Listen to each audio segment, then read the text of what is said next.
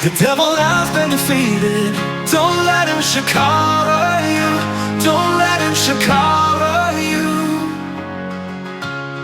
2 Corinthians chapter 10 verses 3 to 6. For though we walk in the flesh, we do not war after the flesh, for the weapons of our warfare are not carnal, but mighty through God to the pulling down of strongholds, casting down imaginations, and every high thing that exalts itself against the knowledge of God, and bringing into captivity every thought to the obedience of Christ, and having a readiness to revenge all disobedience when your obedience is fulfilled. Ephesians chapter 6 from verse 10. Finally, my brethren, be strong in the Lord and in the power of his might. Put on the whole armor of God, that you may be able to stand against the wiles of the devil.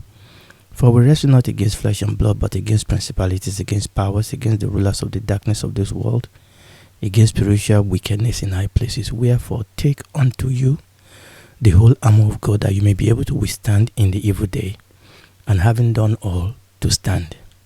Stand therefore, having your loins girt about with truth, and having on the breastplate of righteousness, and your feet shod with the preparation of the gospel of peace. Above all, taking on the shield of faith, wherewith you shall be able to quench all the fiery darts of the wicked.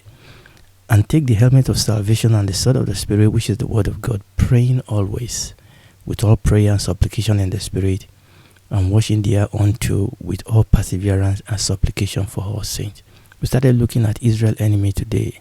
In 1948, when Israel became a nation, Israel's enemy were majorly our surrounding Arab countries. But today, however, Israel's greatest threat of war is coming from national radical Islamic countries like Iran and Turkey. Israel today is fighting a 7-front war. We are now going to focus on Iran. Why? Because Iran is the most vocal and the most dangerous enemy of Israel. And Iran is pulling strings against Israel in the Middle East, just like Satan is pulling string against Christians today. The questions are, how did Iran become a sworn enemy of Israel?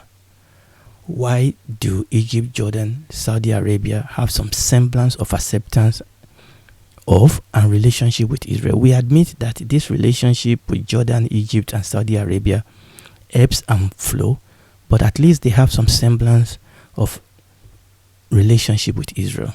Now, we said to answer this question, we have to back up.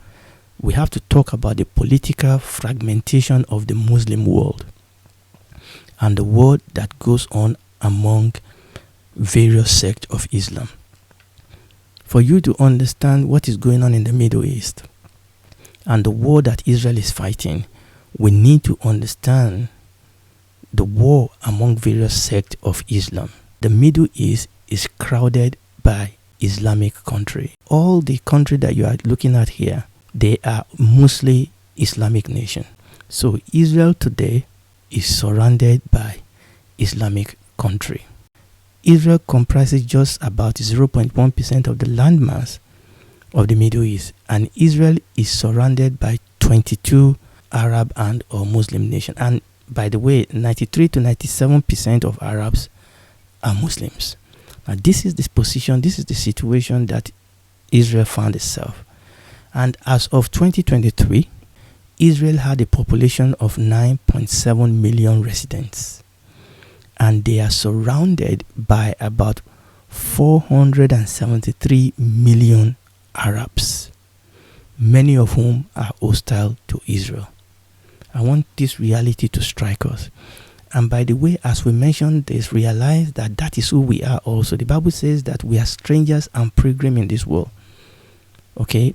We are remnant compared to the nations that are surrounding us. Now, as of 2019, there were 1.9 million Palestinians with Israel citizenship. That is 21% of Israel population. That was back in 2019. I don't know what the statistic will be now. So, apart from being surrounded by this Arab Muslim nation, actually quite a significant percentage of Israeli, about 21% of them, at least as of 2019, were Palestinians, and 83 of those are Muslims. Talking about these 1.9 million Palestinians that live in Israel, 83% of them are Muslim, only 9% of them are Christians.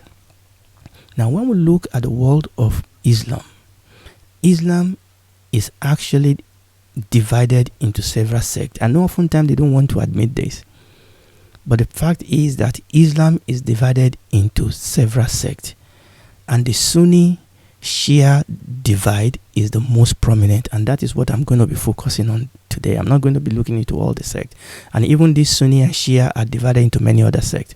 But what I want to look at today, because this is what impacts upon what we are dealing with, the Sunni and the Shia divide is the most prominent. But like I said, there are other smaller sects and movements. We leave those alone. Now, these divides influences and shape political and regional events in the Middle East. And this is why it's important for us to talk about this divide in the Islamic world, because it affects the political and the regional event in the Middle East. So we will focus on the Sunni Shia divide. What was the origin of this divide between the Sunni and the Shia? The division originated from a political and religious dispute over the leadership of the Muslim community following the death of their prophet Muhammad in 632 AD. When Muhammad died, this divide came into being because there was disagreement as to who should take over from their prophet. 85% of Muslims worldwide are Sunnis, and the Sunnis believe that leadership of Muslim community should be chosen through consultation and consensus among their prophet companion and the broader Muslim community. And the Sunnis, they emphasize adherence to the practices and saying of Muhammad as recorded in the Hadith. That's the Sunni. Now we have the Shia Islam. Now the Shia Islam, they are about 10 to 15% of Muslim worldwide. So 10 to 50% of Muslim worldwide are Shia. Now this is where the difference came in. The Shia believe that leadership of Muslim community should remain within Muhammad's family and lineage. And the Shia are known to be more extreme in their beliefs than the Sunni. The Shia believe that Muhammad's family and his descendants, who are known as Imam, that they have distinguished spiritual and political authority over the community. So this Sunni Shia division is rooted in political disagreement over the leadership of the Muslim community, number one, and also theological differences regarding the role and authority of the leaders, the caliphs versus the imam. And this is at the root of the divide. So this is where Iran comes in. Why?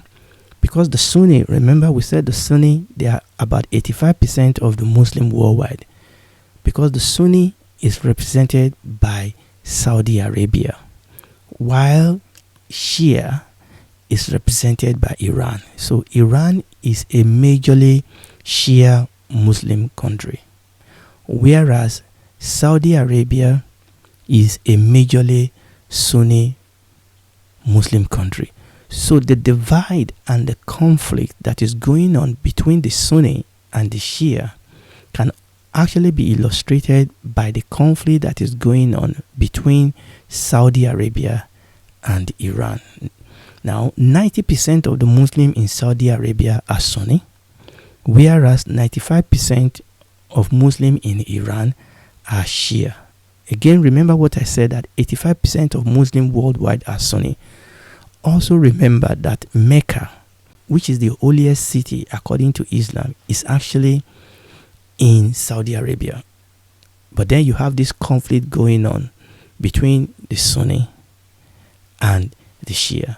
So the Islamic holy city is in the territory of the Sunnis because it is in Saudi Arabia. And only Iran Iraq, Azerbaijan, and Bahrain have a Shia majority. However, there are also significant Shia population in Yemen, Lebanon, Kuwait, Syria, and Qatar. Let's illustrate this. I'm just going to show you this map. Now, obviously, you can see I'm not the one that make up this map. The source is here. The source is from European Parliament briefing of September 2015, titled Understanding the Branches of Islam. So you can see the light green. The light green is the total Muslim population in every nation, whereas the dark green is the Shia Muslim population. And you can see Iran here, that Iran is almost totally a Shia Muslim country.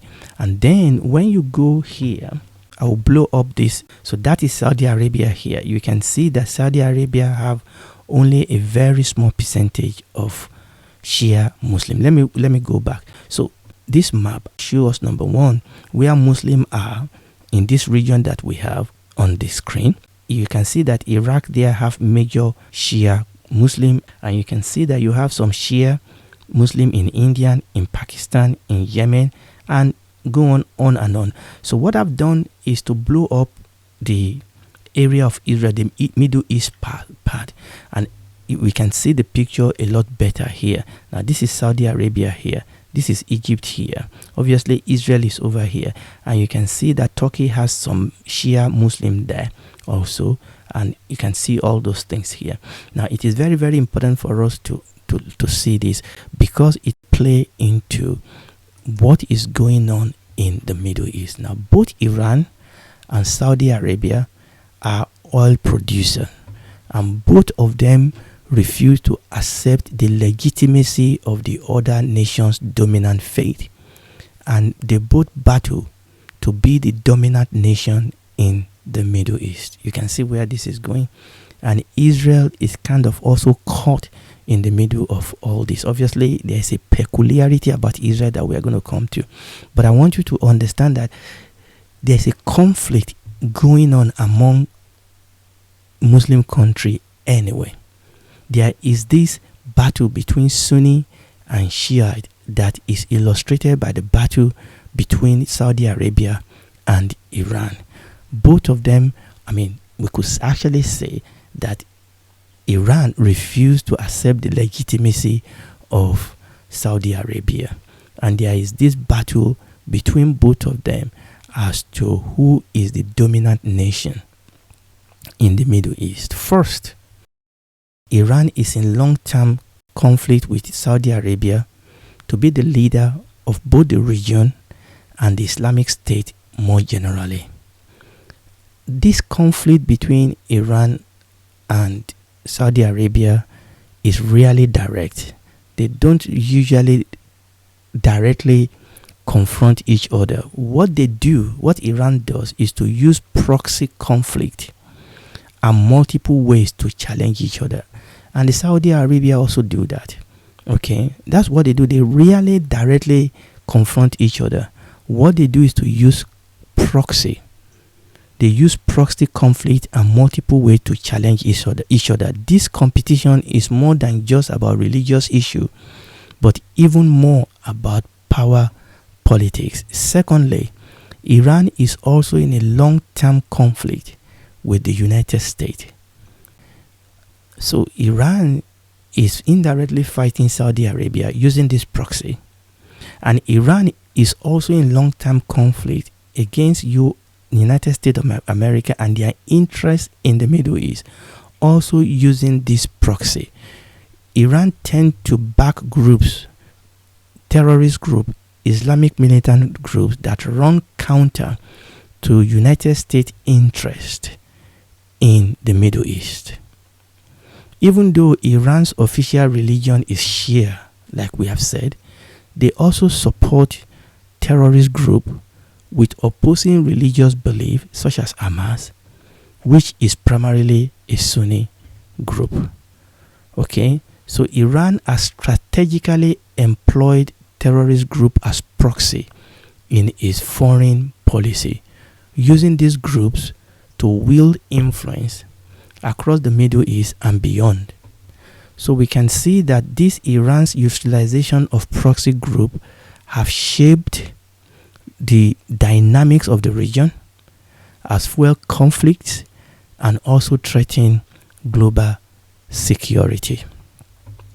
And the factor that connects Iran to this proxy group include religion and competition against Saudi Arabia, that is the divide between the Shia and the Sunni. Also, Iran's competition against United States of America, and finally, Iran's desire to destroy Israel. Those are the factors that connect Iran to this proxy group. Okay, remember this proxy group, these are militant groups, these are Islamic militant groups in different countries in the Middle East that Iran is financing, Iran is training, Iran is backing them in various countries. For example, Iran inserted itself into the Syrian civil war to counter United States interests, and it did the same thing in Iraq. Okay, and also we've talked about how Iran has also backed all these, militant group to surround Israel, the ring of fire, so-called. It is actually something like this. This is what Iran does. So there is the ongoing conflict between Iran and Saudi Arabia, and this is an Islamic question. And we said this conflict is really direct. It's an indirect conflict. And then Iran also is fighting conflict against Israel and against America. Obviously, America and Israel have that little bit of coalition going on. America and Israel. Obviously, it also depends on who is the president in America. We'll leave that alone for now. And the way Iran often fight this conflict with Saudi Arabia, with Israel, and with America, particularly in the Middle East, is through proxy. It's through proxy, local allies, and sometimes through international allies. Because one of the things you will realize is, like we said, depending on who is the president in America, some of them can be soft on Iran. For example, it is a well-known fact that the current outgoing Democratic government of America was quite softer on Iran than when Donald Trump was the president. Donald Trump as a president was hard on Iran. Donald Trump as a president was able to curtail a lot of Iran's excesses in the Middle East, which was the reason why during the 4-year reign of Donald Trump, there was quite a significant relative peace in the Middle East, because Donald Trump will not take any nonsense from Iran. He shut down their program. Iran was trying to develop nuclear power, okay, and he will not allow it. Donald Trump was very strong with United Nations, was very strong with a lot of things, and that allowed them to be able to control a whole lot of things that was going on in the Middle East. So these are the ways that they fight this war, through proxy, local allies, and international allies. So we're going to stop there, but there's still a lot more we are going to talk about with respect to Iran, because we can see here that Iran is not only a terror to Israel, she's also a terror to legitimate government in other Arab Muslim nations in the Middle East. But the question we have to ask ourselves is, how did Iran get to this point? We are going to pick it up here next time by the grace of God. I know a lot of what we've done today is really more of history, but it is very, very necessary. And if you are listening to me today and you are not born again, I want you to know that God loves you. Jesus died for you. He doesn't want you to go to hell. He wants you to spend eternity with him in the new heaven and the new earth. And that is why he came. That is why he died, resurrected, and ascended. So you have the opportunity to be saved today. All you have to do is to accept that you are a sinner, for the Holy Spirit is already convicting you that you are. Cry out to Jesus to save you. It will become your Lord, your God. It will save you. Then we will walk the rest of your life on earth with you. And when this is all over, you can then be able to spend eternity with him in the new heaven and the new earth. Do it right now.